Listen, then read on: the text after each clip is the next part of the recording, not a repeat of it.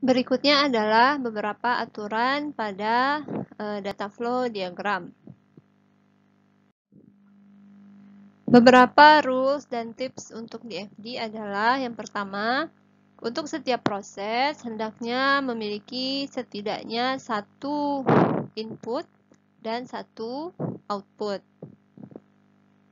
Kemudian untuk setiap data store hendaknya setidaknya memiliki satu data flow, masukkan in, dan satu data flow out atau keluar.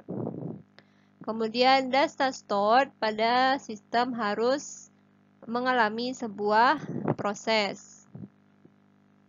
Kemudian semua proses di DFD harus pergi ke proses yang lain atau ke data store. Nah, perhatikan gambar berikut. Sebuah entity tidak bisa menyediakan data ke entitas yang lain tanpa pemrosesan yang berlangsung. Nah, ini adalah contoh yang salah di mana sebuah entitas A memberikan arah panah atau data ke entitas B.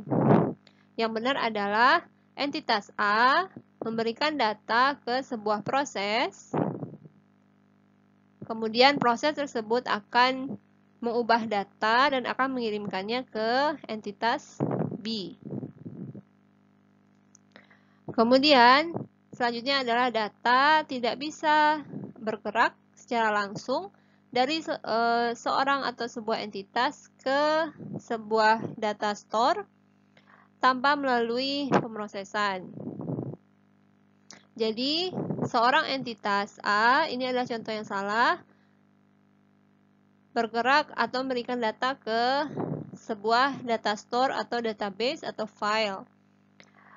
Yang benarnya adalah sebuah entitas, misalnya entitas A, melakukan atau masukkan data ke proses, kemudian data itu diproses, diubah datanya, kemudian data tersebut barulah disimpan di sebuah data store. Kemudian data tidak bisa langsung bergerak dari sebuah data store tanpa pemrosesan.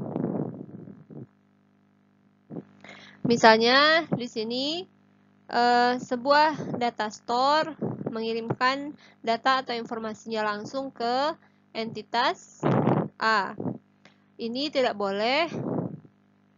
Yang seharusnya adalah sebuah data store mengirimkan datanya ke sebuah proses, kemudian proses ini akan mengubah atau melakukan pemrosesan pada data tersebut, barulah dikirimkan kepada entitas A.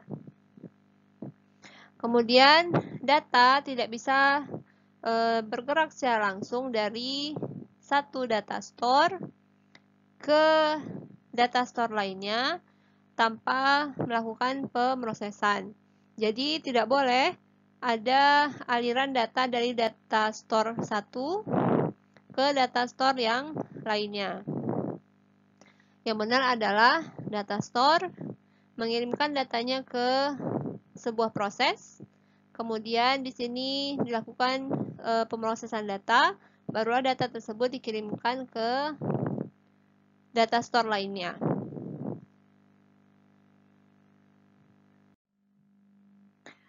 Ini juga merupakan contoh dari beberapa kesalahan pada pembuatan DFD.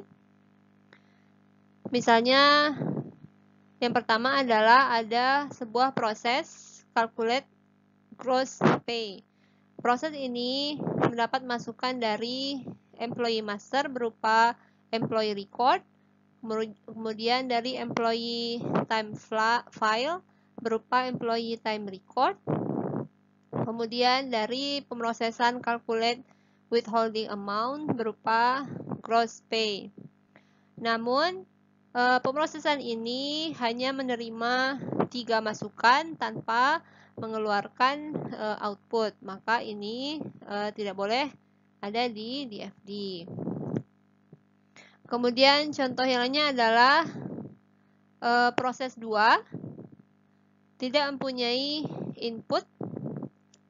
Kebalikan dari proses 1 yang hanya memiliki input, maka pemrosesan 2 tidak memiliki input, yaitu hanya memiliki output berupa withholding ke proses 3, calculate net pay, dan gross pay ke calculate gross pay.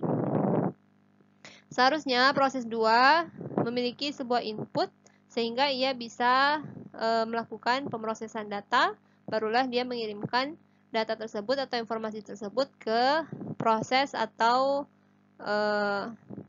entitas yang lain. Kemudian contoh selanjutnya adalah ini, an external entity seharusnya tidak directly connect ke data store.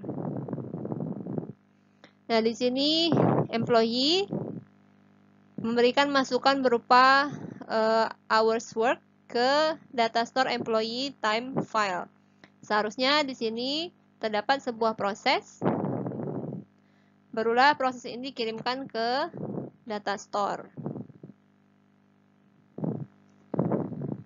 Kemudian di sini data store seharusnya tidak terkoneksi langsung ke data store lainnya. Jadi tidak boleh satu data store terhubung langsung ke data store lainnya. Yang benarnya adalah seharusnya di sini ada sebuah proses sehingga employee master di sini yang mengirimkan cek reconciliation record ini diproses di sebuah pemrosesan, kemudian baru dikirimkan ke data store lainnya.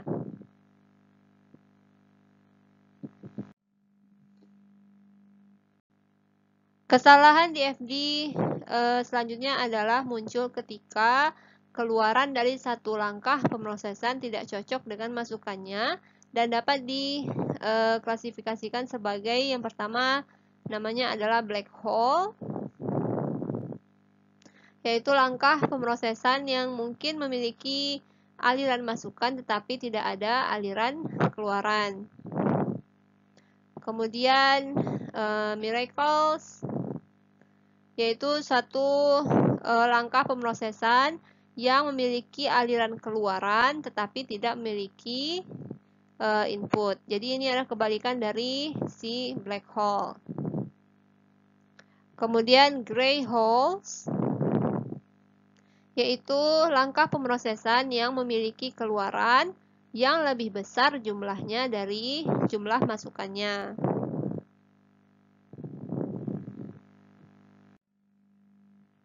Nah, perhatikan contoh berikut.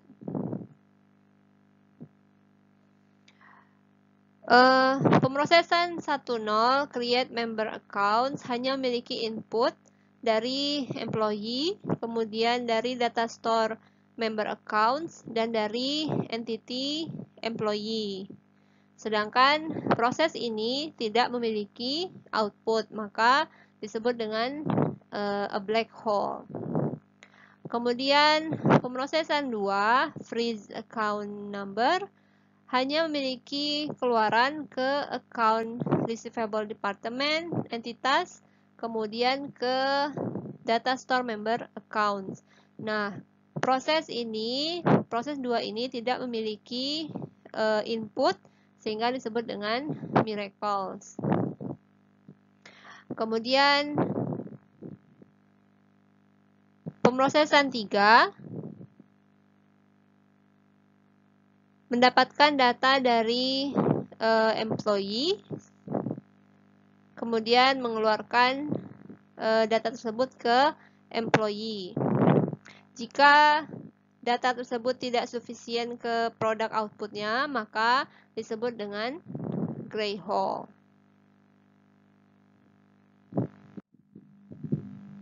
Selanjutnya, ada beberapa perbedaan atau perbedaan pendapat dari beberapa sumber pada simbol di FD. Misalnya, kalau entity, external entity masih sama, yaitu dengan persegi. Kemudian, pada proses ada perbedaan, yaitu ada yang menggambarkannya dengan lingkaran, menurut Jordan and Cohn. Kemudian menurut Jane and Garson digambarkan seperti ini. Kemudian data store ada yang menggambarkannya sebagai persegi panjang yang salah satu sudutnya tidak ada garis, sedangkan ada juga yang menggambarkannya seperti ini. Sedangkan data flow digambarkan sama, yaitu dengan arah panah.